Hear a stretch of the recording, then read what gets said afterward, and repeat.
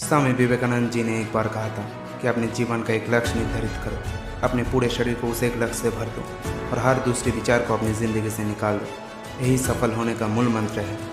हम में से कई लोग डॉक्टर APJ अब्दुल कलाम को अपना इंस्पिरेशन मानते हैं, लेकिन आपको पता है कि उनका इंस्पिरेशन कौन है? स्वामी विवेकानंद। सिर्फ यही नहीं, और भी बहुत सारे लेजेंड्स हैं जिनका इंस्पिरेशन स्वामी विवेकानंद है। आज हम स्वामी जी के जीवन का वो 3 कहानियाँ डिस्कस करेंगे जो आपकी ज़िंदगी पूरी तरीके से बदल देगी।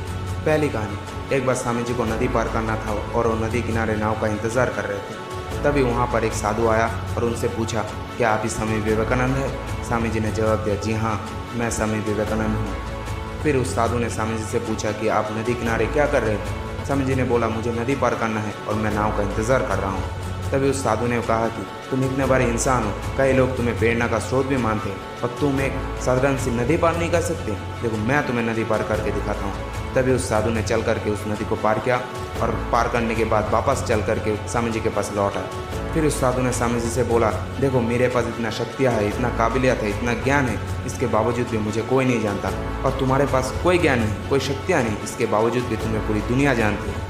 तभी स्वामी जी मुस्कुराए और साधु से बोला कि तुम्हें इस विद्या को सीखने के लिए कितना वक्त लगा? साधु ने कहा कि 15 साल। और इतने में स्वामी जी का नाव आ गया था और स्वामी जी उस साधु को नाव में बिठाया और वहाँ से चल दिए। दोनों ने नाव में बैठकर नदी पार की और पार करने के बाद स्वामी जी ने अपनी जेब से 1 रुपया बाहर निकाला और नाव वाले को दे दिया, यानी कि दोनों का 50-50 पैसा 1 रुपया नाव वाले को दे दिया। तभी स्वामी जी ने साधु से कहा कि जो काम तुम 50 पैसे में कर सकते थे, उस काम के लिए तुमने अपनी ज़िंदगी का 15 साल बर्बाद कर दिया, और अगर यही 15 साल तुम समाज की भलाई में लगाते तो तुम्हें भी आज पूरी दुनिया जानती, और मैंने यही किया, इसलिए मुझे आज पूरी दुनिया जानती है और तुम्हें कोई नहीं जानता। और स्वामी जी ने साधु से कहा कि तुम्हारी तरह कई लोग इसी तरीके से अपने दिन, हफ्ते और साल एक ही काम में लगा देते हैं जिनका उनकी ज़िंदगी में कोई भी मतलब नहीं निकलता। इसीलिए अपनी टाइम को ऐसी जगह पे लगाओ जहाँ पे उनका एक्चुअल में कोई सेंस निकले, क्योंकि टाइम से बढ़कर इंपॉर्टेंट चीज़ इस दुनिया में और कोई नहीं। अगर समय बर्बाद तो ज़िंदगी बर्बाद। दूसरी कहानी, एक बार स्वामी जी मंदिर से पूजा देकर लौट रहे थे। तभी उनके पीछे कुछ बंदर भर जाते हैं। कोई बंदर उन पर लपक रहा था, कोई उनके प्रसाद छीनने की कोशिश कर रहा था, और तभी स्वामी जी उन बंदरों से पीछा छुड़ाने के लिए भागने लगे। स्वामी जी भागे जा रहे थे और बंदर भी उनके पीछे पीछे भागे जा रहे थे। तभी एक आदमी ने उनसे कहा कि तुम भागो मत, उनका सामना करो, क्योंकि जितना ज़्यादा तुम उनसे डरोगे वो तुम्हें उतना ही डराएंगे। तभी स्वामी जी पीछे मुड़ते हैं और उन बंदरों पे जोर से चीखते हैं, और तभी वहाँ से वो सारे बंदर दुम दबा के भाग जाते हैं। और इन्हीं बंदरों की तरह होते हैं हमारे नेगेटिव थॉट्स, जिनसे हम डरते हैं, और जितना ज़्यादा हम उनसे डरेंगे वो हमें उतना ही डराएंगे। इसलिए नेगेटिव थॉट्स और डर से डरो मत, बल्कि उनका सामना करो। इससे जितना ज़्यादा तुम डरोगे ये तुम्हें उतना ही डराएंगे, और अगर तुम इनका सामना करते हो तो एक दिन ऐसा ज़रूर आएगा जब नेगेटिव थॉट्स और डर भी तुमसे डरेंगे।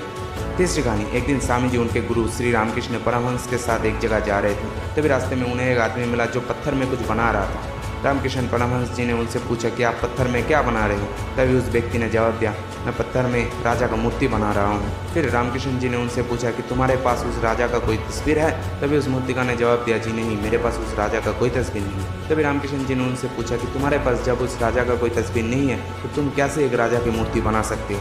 तभी उस मूर्तिकार ने जवाब दिया, भले ही मेरे पास उनका कोई तस्वीर नहीं, लेकिन मेरे दिमाग में उनका स्पष्ट छवि छपी हुई है। और कुछ ही देर बाद उस मूर्तिकार ने उस राजा की मूर्ति बना ही दी, और स्वामी जी अपनी आंखों से वो सारा दृश्य साफ साफ देख रहे थे। और तभी उन्हें अपनी उस सवालों का जवाब मिल गया कि अगर कोई भी इंसान अपनी ज़िंदगी में कुछ भी पाना चाहता है, कुछ भी हासिल करना चाहता है, तो फिर उस चीज़ की तस्वीर उनके दिमाग में एकदम क्लियर होना चाहिए। तो दोस्तों, उम्मीद करता हूँ कि आप लोगों को ये तीनों कहानियाँ पसंद आई होगी। अगर ये तीनों कहानियाँ आप लोगों को पसंद आई है तो लाइक कीजिए और शेयर कीजिए अपने दोस्तों के साथ, और इसी तरह की वीडियोज़ के लिए हमारे चैनल को सब्सक्राइब कीजिए और बेल आइकन को ज़रूर प्रेस कीजिए। Thanks for watching. मिलते हैं अगले वीडियो में।